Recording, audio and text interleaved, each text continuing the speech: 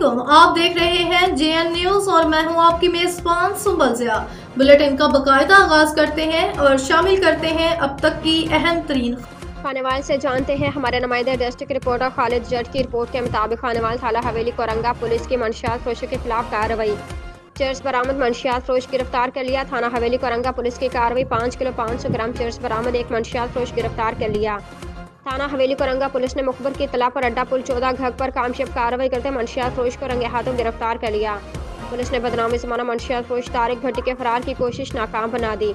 गिरफ्तार मंशियात फरोश के कब्जे से 5 किलो 500 ग्राम चर्स कब्जे में ले ली। पुलिस ने मंशियात फरोश के खिलाफ मुकदमा दर्ज करके हस्ब ज़ाब्ता कार्रवाई का आगाज कर दिया। हवेली कोरंगा पुलिस की डीपी इस्माइल खाड़ा की हिदायत पर कार्रवाई। थाना हवेली कोरंगा में तैनात एएसआई चौधरी मुनव्वर सितारा नाकाबंदी के दौरान कार्रवाई करते हुए तारिक भट्टी नामी मंशियात फरोश को गिरफ्तार कर लिया और मुलजिम के कब्जे से 5 किलो से ज्यादा मंशियात बरामद कर ली। मंशियात फरोश को गिरफ्तार करके मुकदमा दर्ज कर लिया गया है।